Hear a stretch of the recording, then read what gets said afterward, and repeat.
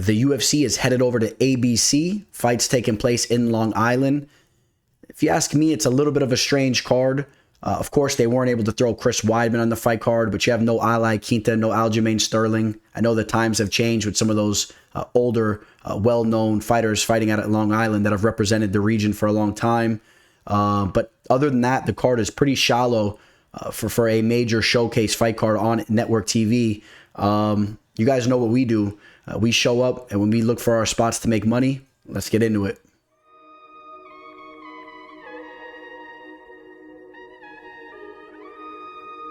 The teller, the teller, the teller.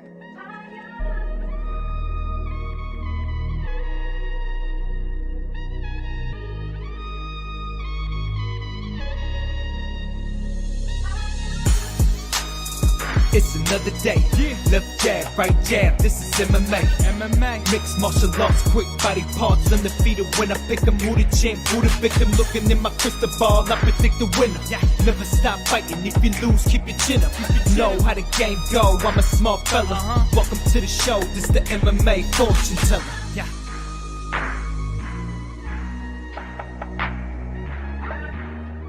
The MMA fortune teller. The teller, the teller, the teller. What is up, you guys? UFC Ortega versus Rodriguezl, otherwise known as UFC ABC 3. This is the third time it's on the major network of ABC. I'm a little disappointed with the card they put together.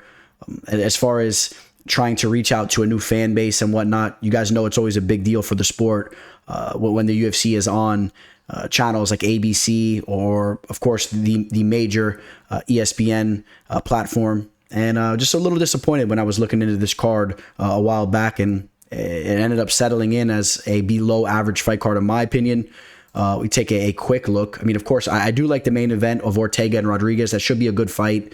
Lemos and Waterson in a co-main event slot. I mean, I'm not going to really talk too much about the fights in advance. We'll get into each and every single one of these fights. You guys know how we do it. If you didn't know, there's timestamps here, so you can jump to any specific fight that you want to jump to. And then, of course, we will do the quick recap of UFC Vegas 58, which was this past weekend. We had a flat-out stalemate. We'll get to the two plays that we had, but it was an exact stalemate. So no harm, no foul, no profits gained. We move forward now to this upcoming fight card, and we look to profit here. Real quick, you guys, please do go catch me on all my social media platforms, on Instagram at MMAFortuneteller_. You could also catch me on Twitter at the MMA Teller. And it's always much appreciated, and it's the best way to network and communicate with me. So please catch me over there. If you don't have those social media platforms and you just want to reach out to me, you can, of course, always hit me up at MMAFortuneteller@gmail.com via email. So much love to you guys. Please hit that subscribe and like button. And with no further ado, we're going to go slide over to the recap of UFC Vegas 58. So I'm going to slide through the fight card a little bit quicker than usual. Saad Yakub Kakhramonov takes out Ronnie Lawrence. To me, this was a very impressive performance by him, mostly due to the respect I have for Ronnie Lawrence. Ronnie doesn't go out there and get bullied like he just did. It shows you that Kakhramonov is for sure the real deal. We know he had a very competitive fight against Nurmagomedov, and we know he had an impressive UFC debut that he took on short notice, got the finish there. He's a well-rounded fighter. He's going to give guys problems in the division, that's for sure. Kennedy and Sheku takes out Carl Robertson. I believe that's 4 losses in a row now for Robertson. Gets finished there in the third round. And Sheku is a tough cookie. I enjoy watching him throw down. And a nice finish there for him. David Onama bursting on the scene here in the UFC, getting another victory. Now, of course, it was against a short notice opponent, against a guy in Garrett Armfield, against a guy that he already had a victory over. And you know what? At the end of the day, it was a fun fight. And Onama eventually got that submission there. We know that James Krause is very high on Onama. He really believes that he's one of his top proteges coming up. I like what Onama brings to the table. I'm excited to see him face some upper level competition in the near future. Antonina Shevchenko gets the split decision victory over Courtney Casey. Who'd you guys have winning this fight? There's another split we're going to be talking about in a little bit. I want to know your guys' opinions on those two split decisions. Cody Brundage gets the knockout over Tresean Gore. This was my first official play on the fight card. It was a 3-unit play on Tresean Gore. I was quite surprised to see him go out the way that he did on the feet like that.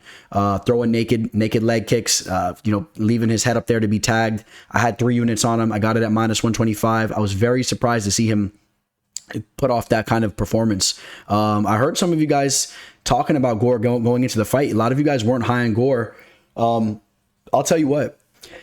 I watched the entire Ultimate Fighter, the season he was on, and I thought that he was a gamer. I thought that he shows up. He's an excellent striker. He has fight finishing power. He's working on his takedown defense and some other things.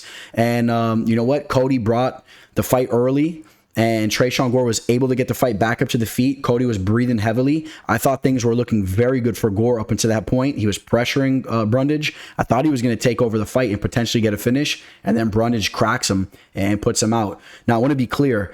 It was 100. I'm not one of those conspiracy type of fighters. I'm just saying this. When you watch that, it almost looked, and by no means am I saying this is the case. So let me be clear again. It almost looked like a fake, like a setup fight, like a fake fight that Tresean Gore put some money on himself to lose via knockout and went out there and did it. It was just so weird the way he froze up and the shot didn't even look like it hit that flush and he just went out.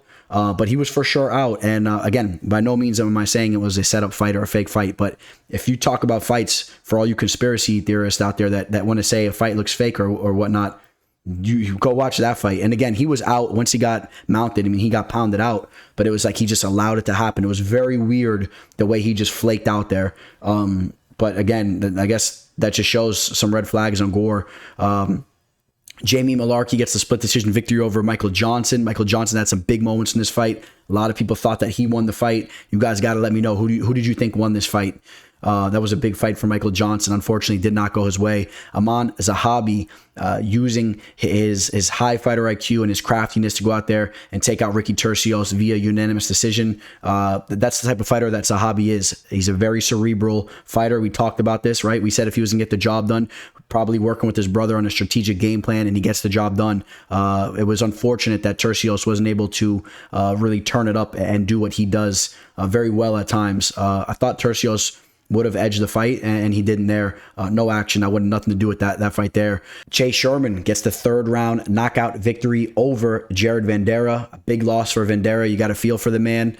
And Sherman goes out and celebrates with the Juice Man himself after the fight. It was a pretty interesting picture he posted on his IG. He captioned it, killers. 2 killers here celebrating the big victory for Sherman. Sherman's an interesting character. That was a big victory for his career there as well. And then we had Saad Nurmagomedov getting the victory over Douglas Silva de Andrade. We talked about how tough de Andrade is. He definitely showed up to this fight and made it a little bit more uncomfortable than it needed to be for some of you guys that had Nurmagomedov mixed up in some parlays, which I'm sure there was some of you guys out there. I'm very high on Saad Nurmagomedov, but still needs to show a little bit more, and the line was a little bit high. You guys know we edged him to win the fight there. We did pick him to win the fight. He's a talented fighter. We'll see how he looks in his next fight, and De Andrade just doesn't seem to age much. Caio Bahayo takes out Arman Petrosian. This was my big play on the fight card. It was a big boy, a 6-unit play that I grabbed at -200. Caio is just a well-rounded fighter. I know he kind of slowed down towards the end of the fight, but he did enough to get the job done. Gets the unanimous decision there. He's a well-rounded fighter. I felt comfortable that he would be able to hang around on the feet, stifle Arman striking, use the grappling that he possesses, and just be the overall better fighter. And then that was a large wager for me. 6 units is a large wager. That's 2 units away from being a max play for me. All that profit brought in, covered the Tresean Gore loss. It was an absolute stalemate. Lost 3 units, brought 3 units in. It is what it is. And then we had Rafael Fiziev getting that nasty knockout over RDA. Fiziev is just an absolute beast.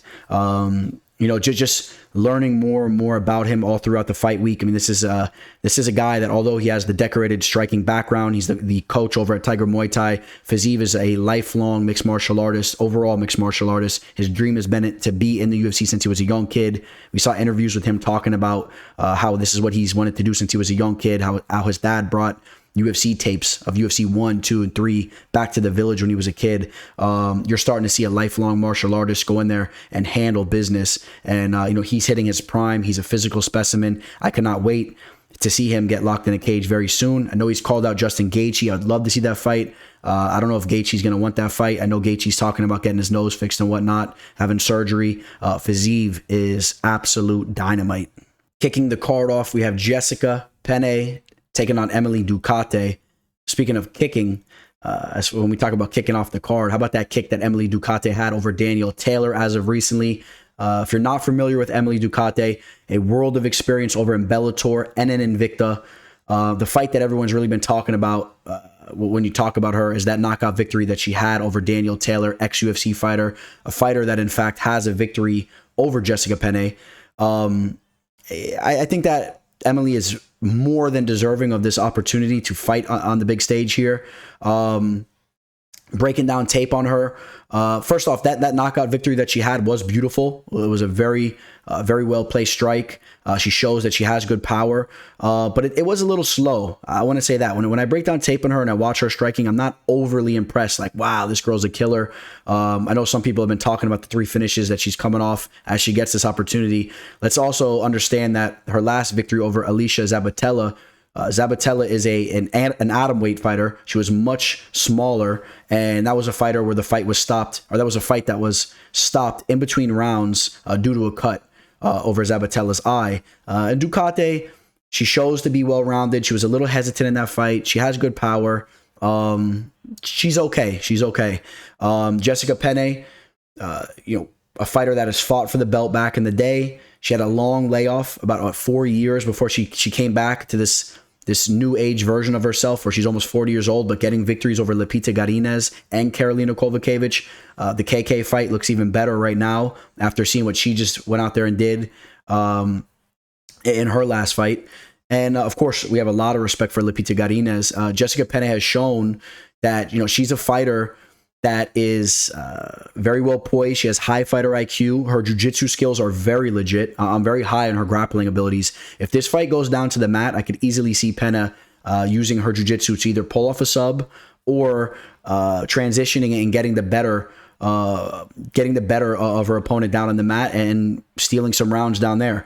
On the feet, I do think that Ducote will have that power edge, and her striking has been looking good, but Jessica Penne is a little bit more athletic and a little bit more fluid on the feet. She's a little bit more nimble, and I could see her using her footwork to benefit her in this fight, whereas we might see Emily being a little bit more flat-footed and plodding, but looking for those power shots. Now, they may land, and she might find her mark there, and we may see a very bloodied up Penne. We've seen her bloodied up many of times. She's very prone to being busted up. I wouldn't be surprised if we see that. I wouldn't be surprised at all if Ducote comes in here and makes some noise and gets the victory. That being said, though, I am going to edge Penne. She's just been looking good as of recently. Everything that you see of her as of recently, she's fully back in the gym. She's surrounding herself with some high level talent, and she's really taking this return very serious. From a roundabout way, I know some friends of friends that know Penne. They had nothing but great things to say about her as a person. She's a family woman. I believe she has one daughter, maybe more, but I know she has one daughter, and she's a great mother from what I've heard. This is a big fight for her. If she can get 3 fights in a row here after making a return, she can look to make some buzz. She is almost 40 years old, but she's going to have the experience edge here, and I will slightly edge her to win the fight. She's a plus 120 underdog here going in against Ducote. I will take Penne to win the fight. This one could play out to be a very close fight. You guys know how these women's fight go, and let's see who gets the job done. In the middleweight division, we got Dwight Grant taking on Dustin Stoltzfus. 2 guys that made their way over to the big show through Dana White's Contender Series. Dustin Stoltzfus, of course, made his way over in an unorthodox type of way. He somewhat inflicted that injury. Well, I shouldn't say somewhat. He did inflict that injury upon Joseph Pyfer. The fight didn't last long. And speaking of Joseph Pyfer, I believe he has a victory since that fight. Waiting to hear something about him in the near future. I don't know. I haven't paid too much attention to him. But Dustin Stoltzfus, 3 losses in a row since that victory. Losses to Kyle Dawkins, Rodolfo Vieira, and Gerald Meerschaert. Now, the thing that is interesting to me about Dustin Stoltzfus is his bread and butter is supposed to be his jiu-jitsu. That's what everybody was raving about when they talked about him as he emerged on the scene. But submitted twice. Now, of course, submitted by Rodolfo Vieira and Gerald Meerschaert, 2 of the more decorated submission artists in the fight game. Vieira, the black belt hunter, Gerald Meerschaert, one of the most decorated submission artists in the UFC. So take that for what it is. But I have not been impressed from the striking of Dustin Stoltzfus. And Dwight Grant is a fighter that if you want to go out there and take advantage of a hole in his game, it is his striking defense. He is prone to being knocked out. He throws a lot of shots from his pocket and leaves his chin up there. He'll have his hands down by his hips. And, we saw D-Rod go out there and knock him out after Grant had some success early. We saw in his previous fight against Sergey Kondazoko, Honda, he got knocked out there, got a little sloppy. I'm not so sure that Dustin Stoltzfus is going to be able to capitalize on that hole in Grant's game.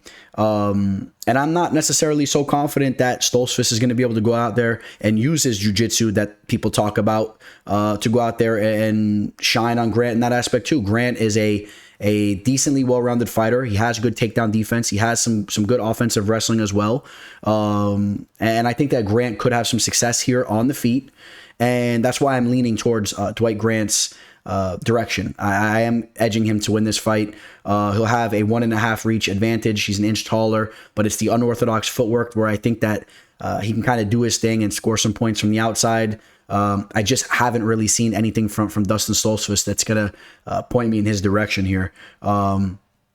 If you take a look at the betting line right now, Dwight Grant right around a -150 with the comeback of +135 on Dustin Stoltzfus. I understand why the line's decently close, even though Stoltzfus hasn't looked that well. Grant is a fighter that's not always reliable. So if you're attacking him at a line like -165, it may be a little reckless.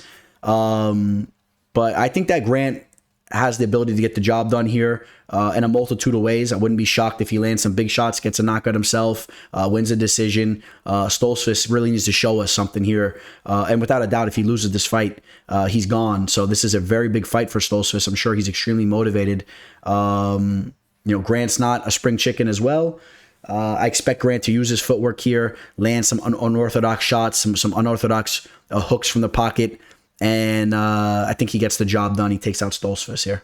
This matchup in the light heavyweight division has 2 fighters that are really emerging on the scene, in my opinion. At least as far as the light heavyweight division goes, it's not the most stacked division. These are 2 guys that really bring some talent to it. Dustin Jacoby, you guys know, I've been busting official plays in him for a while now. He's constantly came through for me. I love his striking. I love the way he switches stances and whatnot. But I will say this, his performance in his last fight was very questionable. If you guys remember how he went out there and looked against Michel Oliasechak, who is a tough outing. The thing that was concerning to me was the fact that Dustin didn't throw any kicks in that fight. And you were expecting to hear more after the fight about how he had some type of injury, and he never really talked about any injuries to his legs. He did say he had a very challenging weight cut going into that fight, so that's something else that you're going to note, that for some reason the weight cut was pretty tough for him the last time around, and he really hit a wall in that fight. Had a bad cardio dump, was gassed out early in the fight. Jung is a fighter that's coming off a phenomenal finish against Kennedy and Shekawu on the feet, cracked him up with elbows, just threw a nasty combination and really just put him out there on the feet. Jung is also a fighter that has shown to be very well-rounded, throws nice straight shots with his boxing, has also went out there and take advantage of guys like William Knight, fighters that were lacking in the grappling department. He showed that he has nice takedowns. He will get on top of you. He will hold some control time down there. He's a well-rounded fighter. He's an emerging fighter. This is a clash, in my opinion, between two fighters that have a lot of momentum and that are above average fighters in the light heavyweight division. So I'm very excited for this fight. If Dustin Jacoby is going to pull this fight off, he needs to mix up the overall striking in his arsenal. He needs to go back to the leg kicks. He needs to be switching stances, doing what he does best, and he cannot hit a wall again. He has to keep up with the volume of Da Un Jung, because Da Un Jung can go for 15 minutes. It's hard for me to pick against Jacoby here because I've been constantly picking him and he's constantly going through. But you know what? I've rode with Da Un Jung as well. I had Da Un Jung as an official play against Kennedy and Checo when he came through for me as well. So I got love for him there. My gut is telling me that it's not the right move to rely on Jacoby after that last performance. I have a bad feeling that he's going to hit a little bit of a wall in the later rounds, and I think that Da Un Jung will have a little bit more to give in the second half of this fight. And even in the early rounds, we've seen Jacoby kind of teed off on a little bit, kind of bum rushed a little bit. Remember, Ian Cutelaba bum rushed him, had some success early in the fight. Jacoby at times could be a slow starter. I think you put that all together, and I'm going to have to go with Da Un Jung to pull the fight off here. We'll take a look at the live line where you're going to see Da Un Jung is a slight underdog. Of course, people still having respect for the abilities that Dustin Jacoby does have on the feet. And I understand that if he's hitting on all cylinders, I think he could be the more polished striker, and he can edge the decision there. And real quick, I do want to talk about the resumes as of recently. Da Un Jung facing some lower level competition in Kades Ibragimov and Mike Rodriguez, but handling business there. The Sam Alvey fight, he had some moments in the fight where he wasn't looking the best, ended up going to a split decision draw. I think there was a point taken away there. But the William Knight fight and the Kennedy and Checo fight showed the potential that he has. He's only 28 years old. He's a big boy, 6'4". He actually has a half-inch reach advantage against the very long-limbed Dustin Jacoby. Jacoby, the victory over Michel Liasechak, John Alon, Darren Stewart, Ian Cutelaba, and Maxim Grishin. I mean, they fought decent level fighters. I'm gonna go with Jung to get the job done here. So obviously, I feel there's more value on the line next to his name than Jacoby. It's an interesting fight. I'm curious to see how the line movement goes. The more we get closer to the fight, maybe we see this line even out a little bit. If people start rewatching that Jacoby fight against Oliasechak, again, something was up with him there. He better not have any weight cut issues, because Jung will take advantage of that. Bill Algeo taking on Herbert Burns. Of course, Herbert, the older brother of Gilbert Burns.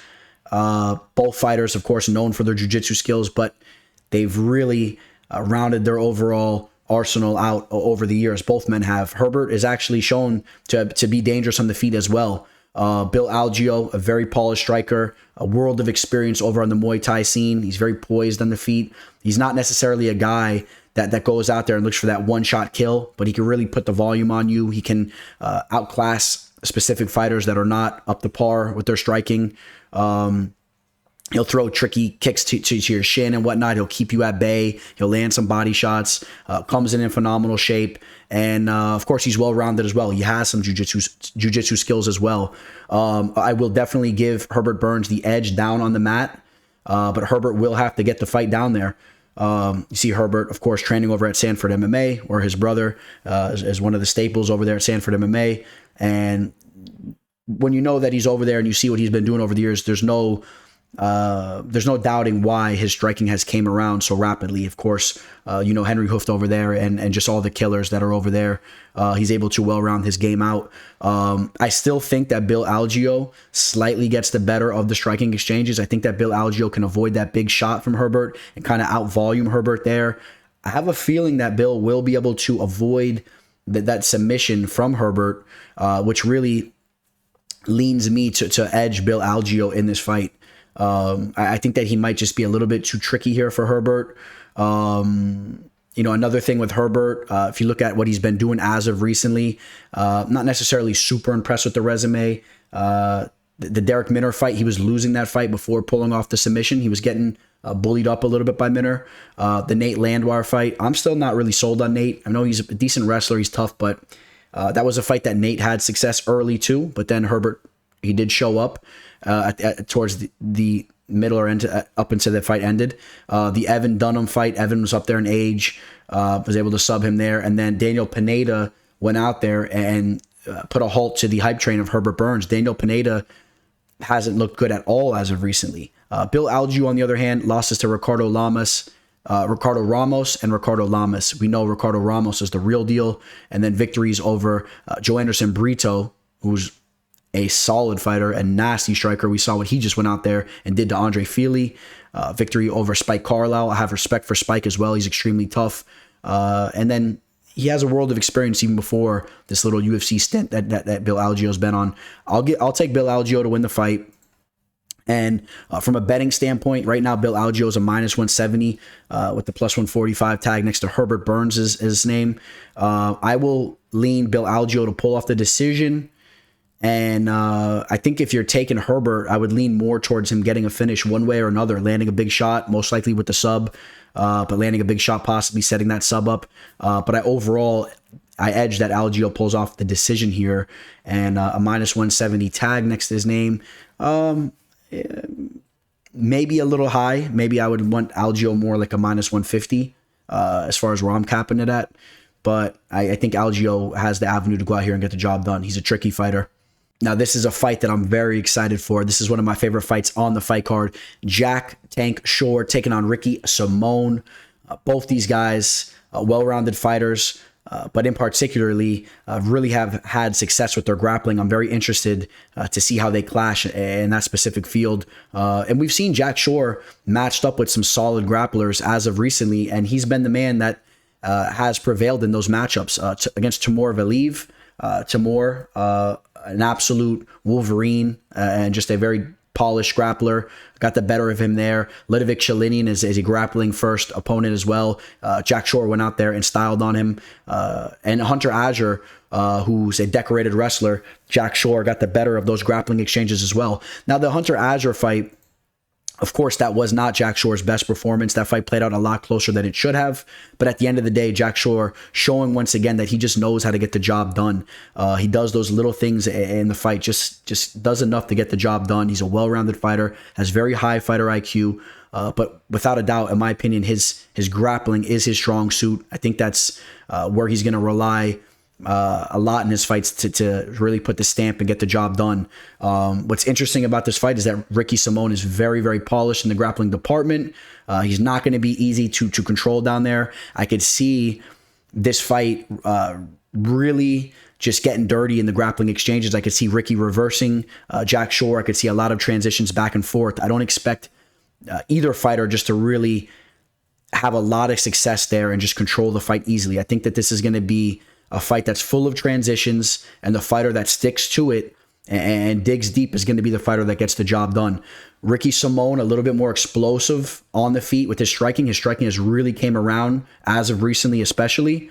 It's still hard for me to get the image of him getting hit by that wild overhand right of Uriah Faber's when Uriah Faber made his comeback. That is something that I will not let be forgiven against Ricky Simone there. I mean, that was a major letdown there. A complete mental lapse by Ricky Simone in that fight. The energy and the moment did get to Ricky, but he has really settled in over the years.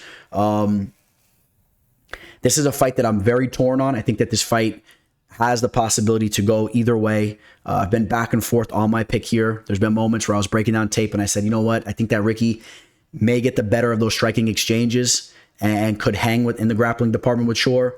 But the thing that I like about Jack Shore is that he has a high fighter IQ. He knows how to get the job done. He's precise with his striking. And I think that he'll just be a little bit more of a wet blanket in those grappling exchanges. And I think that he may get the better of Ricky Simone there. And that's why I am going to slightly edge Jack Shore to get the job done. Now, as far as from a betting standpoint, I am not crazy about a -155 all the way up to a -175 line on Jack Shore here. I know he's undefeated. He's 16-0. Ricky Simone is more than capable, again, to go out there and get the job done. The value is on Ricky Simone, in my opinion.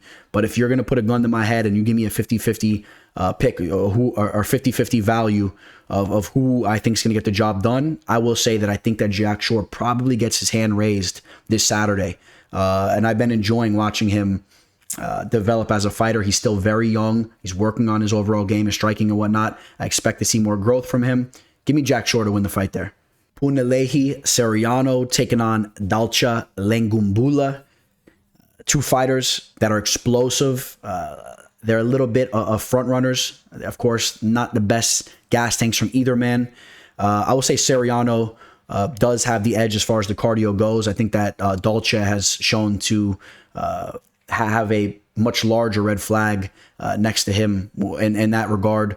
At least Punahele, he might gas out a little bit, but he still has the heart of a lion. He'll continue to go forward. He doesn't really give in, where Dalcha will get a little bit reckless when he's gassed out. We saw in his last fight, gave up a very simple choke to Cody Brundage after starting that fight off, looking very good, and just hit an adrenaline dump there.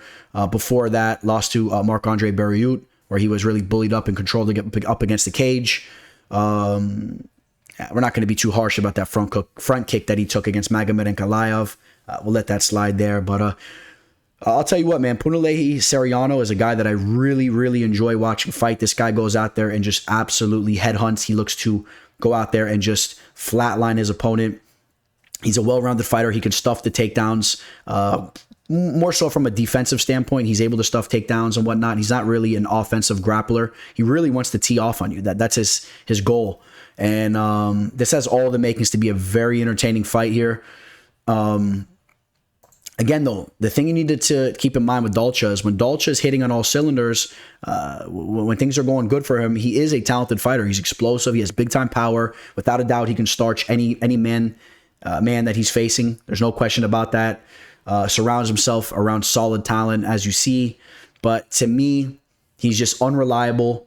And I can't even pick him here to win this fight. I got to go with Punahele Soriano, who is coming off 2 losses. You take a look at those losses, though. The Nicholas Maximov fight. Nicholas Maximov is a legitimate grappler. Was able to drag him into those deep waters. I don't really see Dalcha doing that.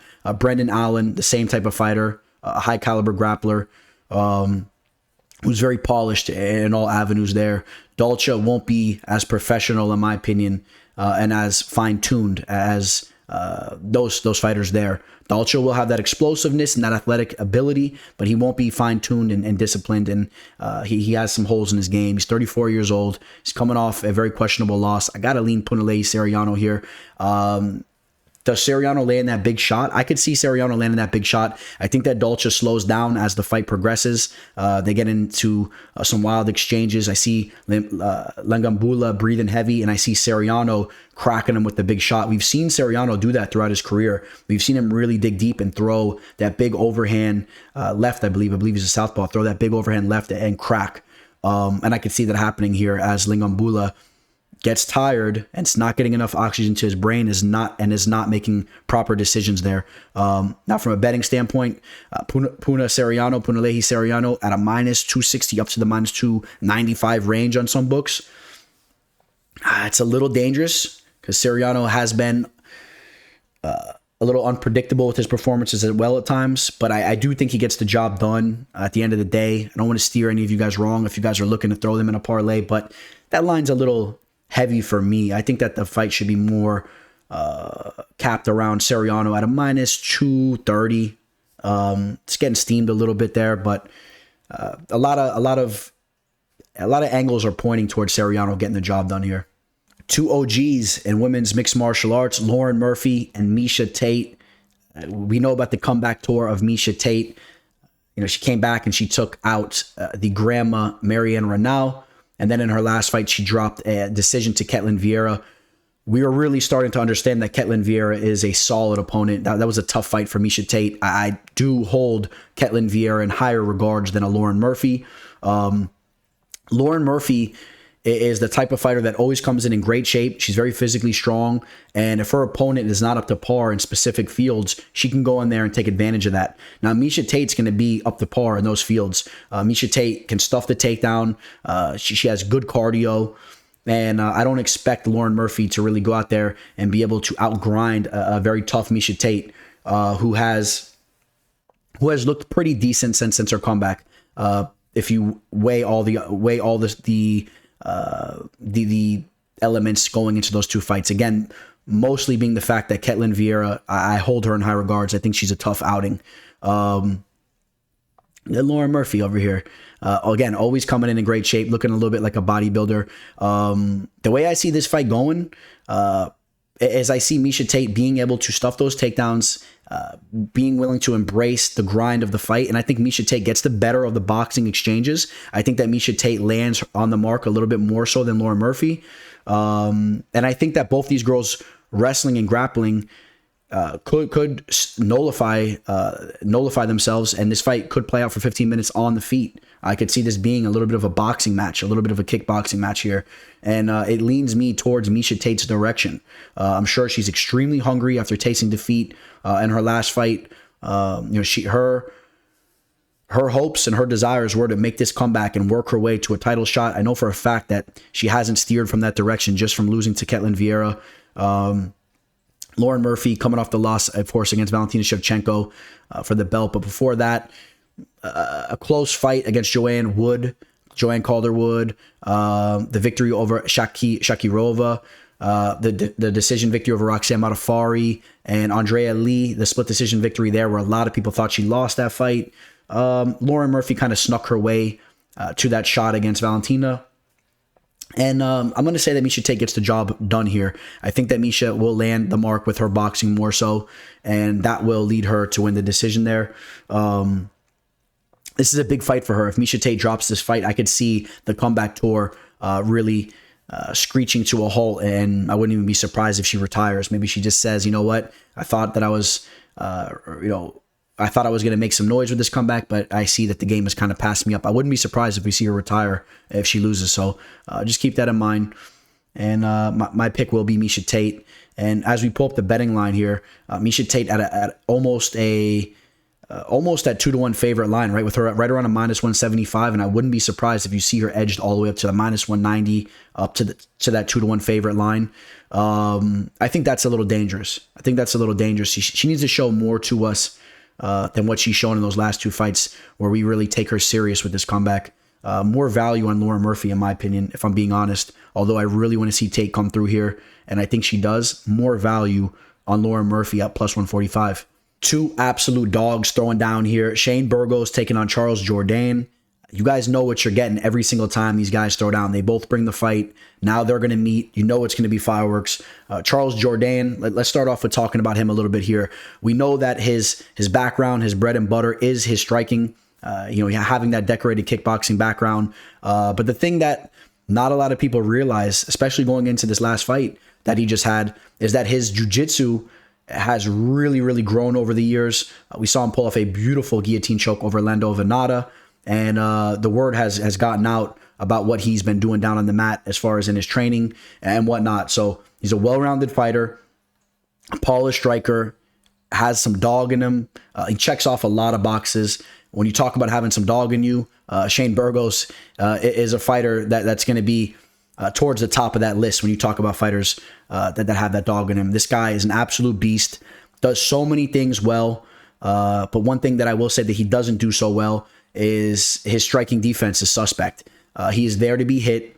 He'll rely on his chin at times, which I think he actually does have a very solid chin. If you look into the shots that he has taken compared to how many times that he's been put out, of course, we all remember the Edson Barbosa knockout. That was a very weird one where he was tagged with the big shot and he had that delayed reaction where he was put out. But overall, when you talk about the damage he's taken throughout the years, I think he does have a solid chin. And again, even taking in consideration the Calvin Kattar knockout, where he was dropped and finished in the third round after going to war, he's built differently than a lot of other men. This guy is a Wolverine, but I think both these guys are extremely tough. And I could see this fight going two different ways. Let me tell you how I think this fight may go. I may think that this fight goes the way where Shane Burgos is just going to kind of really have that relentless pressure and is going to start to break down Jourdain. Jourdain will be able to hang tough early, but we've seen Jourdain kind of slow down in some fights, especially when you remember his performance against Julian Erosa, where he eventually got caught with that Darce choke. Started off kind of good in that fight, kind of got melted in that fight, broken down. And then Shane Burgos is the type of fighter that's going to bring that relentless pressure. But then here's the other avenue. I could definitely see, as Burgos tries to do that and implement that tactic, I could see Jourdain landing some nasty counter shots and potentially getting the finish here on the feet with his striking. I could see Jourdain getting a finish here and possibly even dropping Burgos and ending up chasing him down to the mat and snatching up a submission. We've seen that he's well-rounded there as well. But I more so lean Jourdain landing some big shots in this fight, and that being the difference here. I am going to pick the underdog. I'm going to take Charles Jourdain to get the job done here. I've been impressed from the overall skill set that he possesses. We talked about that again earlier. The fact that he's a very, very tricky and polished striker, the fact that he's now shown the different elements of his grappling and submission skills, and the fact that he's a dog. He's a dog. This guy, he's not the type of fighter that's going to cave in and just give up in there. You put that all together, and we're talking about a fighter that just brings a lot to the table. I definitely think this fight can go either way. But when you're talking about from a betting standpoint, I will say that the value is on Charles Jourdain at plus 160. I'm taking Charles Jourdain to win this fight, but I will not be surprised if that relentless pressure and those power shots of Burgos really wear on Jourdain and Burgos takes the fight as well. This is a tricky fight, but you know what? Let's roll with the dog here. We got my boy Matt Schnell taking on Mudaerji. Fight taking place in the flyweight division, one of the top divisions in the UFC right now. A lot of you guys a couple years ago would have laughed at me if I said something like that. I remember a lot of hatred coming towards the flyweight division's way. A lot of you guys have recognized as of recently that this division is stacked. Both these guys, without a doubt, two solid additions to the division. I know Matt Schnell has only won one of his last 4 fights, but he is a well-rounded and he's a talented fighter. He brings the fight. Mudaerji, a guy that brings a lot of length to the division. He has some good power on the feet, and he is a threat to anybody that he steps in there with in the division, period. Coming off 3 victories in a row, taking out Zurak Adashev, the kickboxer, taking out Malcolm Gordon, got the knockout over him there, and then also defeating Andre Sukumtat. Before that, he got submitted by Louis Smoka and then had a loss outside the UFC there. Keep in mind that Mudaerji is only 26 years old. He's still growing as a fighter. He really is a raw fighter. I expect to see growth through his skill set more and more every time he goes out there. I really do. Matt Schnell, now 32 years old, really right in the prime of his career. Matt Schnell's boxing has been looking very good as of recently. And in fact, his boxing has always looked good. He's a well-rounded fighter. He has sub skills down in the mat. One thing I've said when I've broken down tape on him is at times he does leave his head on the center line a little bit. He'll kind of freeze up and he'll get tagged. He'll get hurt a little bit. He does have some mental lapses at times in his fights. But overall, I mean, he's a very solid fighter. He can go out there and really upset your party if you're betting against him. I'll let you guys know that right now. Again, I had the pleasure to chat it up with him a while back. Much respect to Schnell for taking the time out to join us there. So as of recently, he got submitted by Brandon Royval. I didn't like the way that he allowed that sub to happen in that fight. He was having some success early in the fight. He was using his boxing. He was landing a little bit, and just the way he kind of folded when Royval really just brought the onslaught to him, he kind of just got overwhelmed and kind of froze up there for a second like a deer in the headlights and got snatched up with the sub. It happens, but I hope that he doesn't do something similar on the feet with Mudaerji when Mudaerji's throwing these unorthodox and wild rangy strikes. If he freezes up and keeps his head in the center line, I could see Mudaerji landing a big shot here. The Rogerio Bontorin fight didn't go his way. Before that, the split decision victory over Tyson Nam, and then we know that he was knocked out by Alexander Pantoja. Before that, we know Pantoja is a serious fighter in the division. Mudaerji with the 2-inch reach advantage. Both men 5'8". I'm going to have to pick Mudaerji to win this fight. I think that he's just a little bit more raw. I think that I expect to see a little bit more growth from him fight to fight here, like I said, and I think that he'll show up being a little bit more of the talented fighter here, coming in with a little bit more momentum, where Schnell is really trying to find himself here. He has his back up against the wall. He needs this victory. If he loses this fight, he has then lost, 4 of his last 5 fights? I believe that would be. Yeah, he would have lost 4 of his last 5 fights. I know he has a lot of pressure on him here. I'm really hoping my boy Matt Schnell gets the job done here, but if I'm being real with you guys, I gotta say Mudaerji is gonna go out here, land some big shots, and I think that he probably hurts Matt Schnell here on the feet. I hope that Schnell is up to par with his striking defense and can show the abilities that he possesses and shows up here. But I'll pick Mudaerji to win the fight. And from a betting standpoint, Su is coming into this fight as a big-time favorite on some lines, as high as almost a 3-1 favorite here. In that case, I definitely think the value favors Matt Schnell from a betting standpoint. If you're getting plus 220 next to Schnell's name, I think that that's much better value than trying to parlay Mudaerji here. I have this fight capped more like minus 230 on Mudaerji, minus 240. And I think that Mudaerji probably gets the job done. I said I think he probably lands something big on the feet. Jingliang Li, the Leech, taking on Muslim Salikhov. On paper, a fun fight. It says all the makings to be an entertaining fight. But as I said earlier when we talked about this card, this is the co-main event fight. I'm just not really completely sold on this as a co-main event fight on an ABC card, but it will deliver from an entertaining standpoint, an entertainment standpoint. I do believe that Muslim Salikhov is a guy that has always went out there and shown to be a talented striker, can go out there and get a flashy knockout. Jingliang Li has done the same, and I expect this to be a striking affair here. Now the Leech is coming off that Khamzat Chimaev fight where he got picked up and just completely embarrassed. Got picked up, thrown against the cage, slammed down, and Khamzat, of course, was talking to people outside the cage as he went out there and choked him unconscious. Now, the Leech showed that he is an absolute warrior. There was absolutely no tapping coming from him, just went out.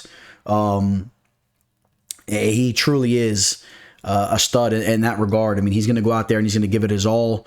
And he really has some solid striking himself. Of course, his boxing skills, his power, they're above average in my opinion. We've seen him go out there, knock out guys like Santiago Ponzinibbio. Not a lot of men can say that they went out there and have done something like that. A knockout victory over Zaleski dos Santos. Not a lot of men can say that they've knocked out Zaleski dos Santos. Knockout over David Zawada. We know that the Leech carries some legit power. There's definitely a realistic possibility of him knocking out Muslim Salikhov. And I think that we could say the same vice versa. Muslim Salikhov has gone out there. We've seen him shine on the feet. The knockout victory he had over Nordin Taleb was very impressive to me. Absolutely went out there and cracked Taleb with a shot on the feet. We know that Muslim Salikhov has a very, very decorated background in boxing and in striking in general. Who do you think's the better striker here? Do you think the Leech or Muslim Salikhov is the better and more fluid striker? I'm going to lean Salikhov's way. I think that Salikhov is going to be able to shine here in this striking matchup. He's just so well-rounded. I know he's getting up there in age, but still going out there, getting the job done. I'm not going to turn my back on him just yet. I know that at this point, he's 38 years old. The Leech, a little bit more in the prime of his career, but coming off a very questionable loss, the way he went out there and lost to Khamzat. You got to wonder where his mindset is, getting dominated like that. And does Muslim mix things up? Does he attempt a takedown? I don't necessarily see that happening the more I break down tape on these guys, but I don't like the way that the Leech was picked up and just thrown around like a baby against Khamzat. I know that Khamzat's a beast in that regard, but Khamzat has looked more human as of recently, and Jingliang did not contribute towards the narrative of him being human. Jingliang the Leech contributed to the narrative of Khamzat being this superhuman fighter based on what he did to him. I'm going to take Muslim Salikhov to get the job done here. I think he's just going to be a little bit more polished in the striking department. He's a little bit smaller than the Leech. The Leech is a big boy for the division. Nice frame there. But I don't expect that to be too much of a factor in this fight. I think that Muslim will land the better shots on the feet. Don't be surprised if you see a knockout victory from Muslim Salikhov. I think he's due for a knockout. He has those types of skills, and the Leech is the type of fighter that will be looking for his own knockout and will put himself out there a little bit. And I'm expecting the Leech to really want to go out here and put on a big show after what just happened to him, and that could put him in a vulnerable position to taste defeat twice in a row. Now, from a betting standpoint, Muslim Salikhov, we're seeing a similar or a common line here on this fight card. You're seeing Muslim Salikhov right around that -175 range.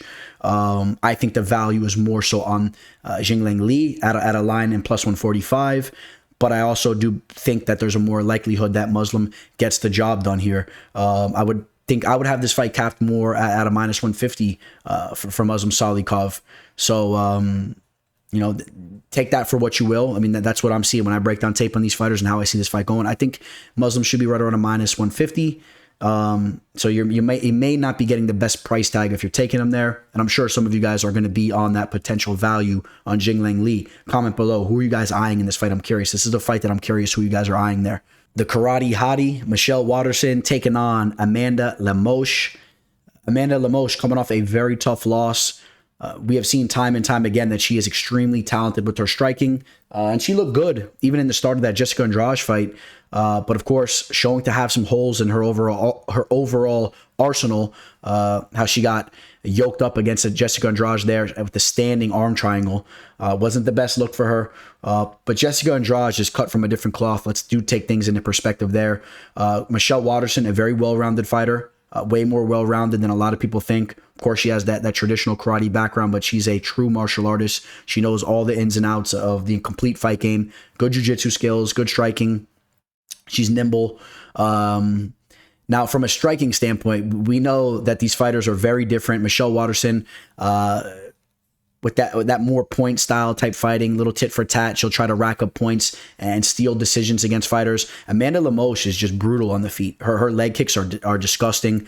Major power coming from Lemos's way. I've been very impressed with what I've seen from her on the feet. And I do think that she's a step above many in women's mixed martial arts, and she's going to have opportunities to go out there and just completely outclass her opponents on the feet. And I think that this may be that type of fight. Again, the karate hottie is well versed there. She's slowly getting up there in age. She's been around the block for a long time. Amanda Lemos, I know she's not necessarily that young either, but a little bit younger as far as her MMA career goes. Not as much mileage. We know Michelle Waterson's been in some good fights, some grueling fights. I expect Lemos to be the fresher fighter here. I expect Lemos to be the more polished striker, and I expect her to really just overwhelm Waterson on the feet. You could argue that Michelle Waterson has just lost 4 fights in a row. A lot of people thought she dropped that fight to Angela Hill. It was a close fight, but it was a pitter-patter type of fight. This fight's not going to play out like that. Amanda Lemos is coming for Michelle Waterson's head. I think she's going to land some big shots. She'll have a 3-inch reach advantage. She's an inch taller. She has a more lengthy frame. I expect her to land from the outside, land from the inside. I wouldn't be surprised if she cracks Michelle with some elbows in the clinch. And I think that Amanda is working on her overall game, and I think that she could avoid any savvy type of grappling attacks from Michelle here. Now, if you want to spin things and if you want me to play devil's advocate, how does Michelle get this fight done? Maybe towards the later rounds, Michelle can try to tit for tat, try to steal the last 2 rounds, but maybe more likely she tries to pull off some type of sub, get this fight down to the mat and pull off some type of tricky sub. People do underestimate the submission skills that Michelle Waterson does possess. She's gone in there and has pulled off some tricky subs against some of her opponents throughout the years, and she has those types of tricks in her arsenal.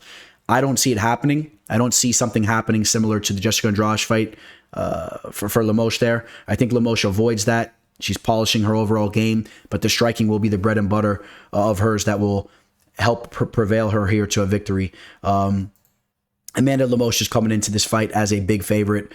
She's up towards a -440 on FanDuel. You can catch her on some books at -330, but you're going to see that line move. I know as of right now, you see some action coming in on Michelle Waterson. As you see, it's red. I think that's going to flip up, though. I think, well, depending on what book you're looking at, I think you're going to see more of a -360 type of line, maybe towards the more 400 than the minus 330 going down towards the higher minus 200s. I think that it does stay towards the minus 300s. Lemos is nasty. We'll see how the line goes. We'll keep an eye on it. The people question the mental, the mentality of Lemos going into this fight after being subbed and Michelle Waterson being game. Does she pull off a sub? I think that we see action coming on Lemos and she'll settle in right around that minus 375 range. But I think Lemos shines in the feet. And what are you going to do? You're going to throw that in a parlay? That would be probably the way to go if you want to throw that in a parlay. Otherwise, you just sit back and avoid that fight. Maybe the line's a little too high. If you're going to throw it in a parlay, try to snatch it at a lower line than a minus 440. I'll tell you that. Hey, you guys, quick note. Two things. If you're looking to work with me for my official plays, you guys know we've been very, very hot. Do not hesitate to reach out to me through Instagram, Twitter, or email. Just shoot me a message. I'll give you guys my pricing. This is going to be a solid fight card here. We're going to hit our spots. I feel very comfortable about that. Also, if you want my official plays and you don't feel like coughing up some money, a great avenue to do this is just hit me up. I'll give you my referral link to bovada.lv. If you sign up through my referral link, deposit at least $100. You're going to start off with about $200 or $150, depending on what bonus you take. And I'm going to give you all my official plays for the fight, for any fight card you want. Of course, if you want to use it this weekend, you got that. And we'll make some good money together. So that option's always there for you guys. Reach out to me if you're interested. All right, guys. That takes us to the main event. Brian Ortega, the Mexican-American, taking on the Mexican Yair Rodriguez. Both these guys, very entertaining fighters. It's always a treat to watch both these men perform.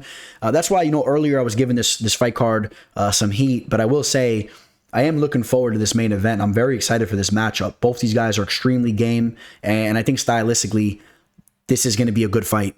I've been a little bit back and forth as I broke down tape on both these fighters on which way I was going to go. I'll tell you right now, I am edging Brian Ortega to get the job done here.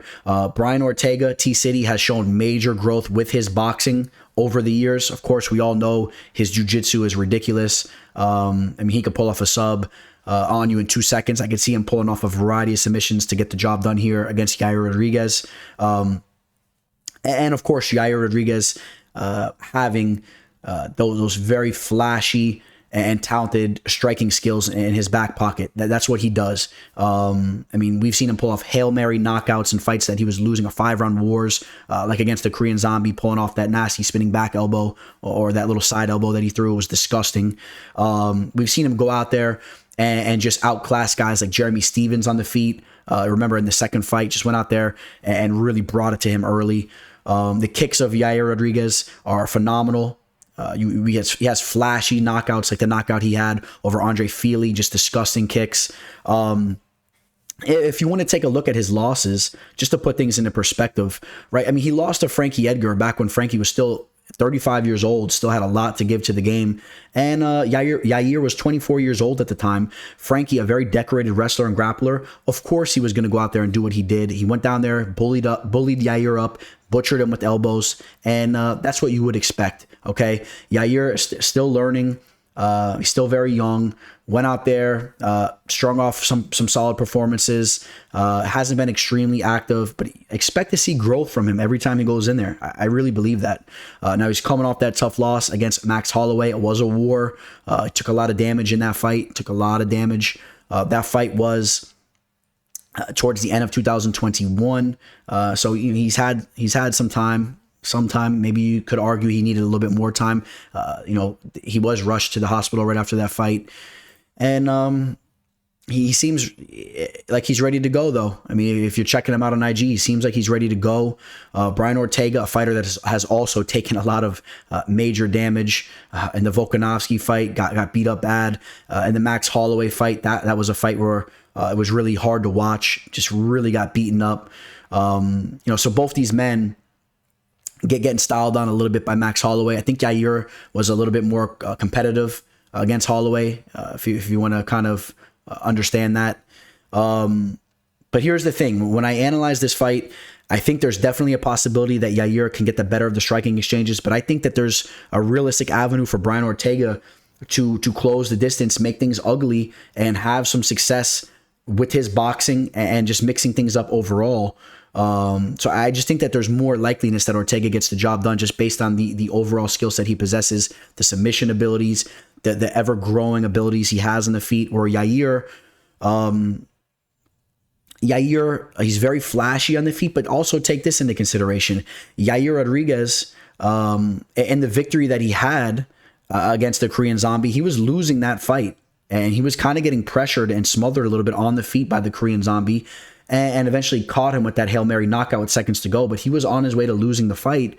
Whereas, Brian Ortega went out there and used his boxing just to outpoint the Korean Zombie there. So you take that into consideration. I would not be shocked if Ortega holds his own in the feet, gets the better of the boxing exchanges, has that grappling and submission edge. And I think there's a realistic possibility he gets a sub in this fight. I'm edging Brian Ortega to get the job done here. I wouldn't be shocked, though, if we see some more development from El Pantera and we see him grow as a fighter in front of our eyes, and he goes out there and lands some devastating shots on the feet and gets the job done. I would not be shocked at all. There's definitely a realistic possibility for that to happen, but there's just more options for Ortega here. Now, from a betting perspective, Ortega right around a -165. I think that line is spot on. All right. If you're feeling Ortega, I think that's the line that you would need to take, would need to play. I think it's a respectable line. You're not getting robbed on a -165 line. It's respectable. Let's see if he could show up, get the job done. He's been growing right in front with his overall skill set right in front of our eyes. And I'm going to edge Ortega to win the fight. He's 31 years old, right in the prime of his career. Both these guys creeping into the primes of their career. This is a perfect matchup here. I'm very excited for it. I will take Ortega to get the job done. That's going to wrap up UFC ABC 3. Yair Rodriguez versus Brian Ortega. You guys know the routine. Even if it's not the most stacked card, we're excited for it. And you guys know how it goes. Once these fighters are coming out, we get pumped up. Even just thinking about some of these fights that I was saying, I'm not really that impressed with. I can just picture this upcoming Saturday once I'm ready to go and I'm on the couch and I'm seeing them come out. I love watching every single UFC fight. And of course, all high-level MMA fighting. I'll part with you guys by saying this. Hopefully, and I really want you guys all to be taking care of your mental. All you guys, man, make sure you're taking care of yourself. Make sure you're eating right. Make sure you're making proper decisions. I see a lot of people. I don't think you guys that are here at the end of this video, for the most part, you guys are solid, man, but you guys know what I'm talking about. Just make sure you're taking care of yourself. I see a lot of people that get off on hating on other people online. And I know it sounds cliche, but it's true, man. I'm telling you guys, you're not going to benefit from hating on other people. It's not going to make you feel better about yourself. You got to take care of yourselves. Like I said, eating right, working out, just making good decisions with your social life and whatnot. You'll feel better about yourself. You see these sickos out there just causing chaos on earth, and it's just a lot of these people are in a very bad shape from the way that they take care of themselves from the first place. So just understand, you mean a lot, man. If some of you guys are down in the dumps and you guys are going through rough times, understand you mean a lot to somebody out there, and if anything, you mean a lot to yourselves.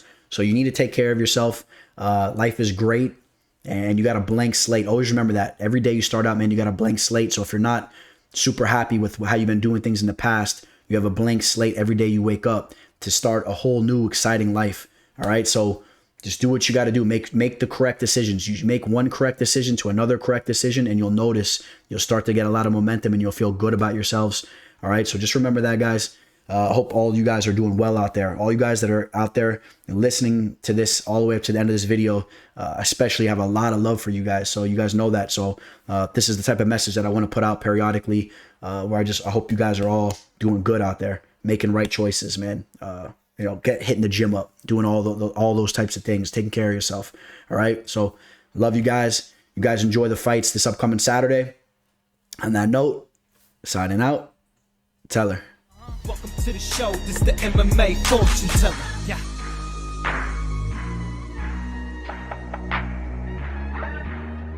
The MMA fortune teller. The teller.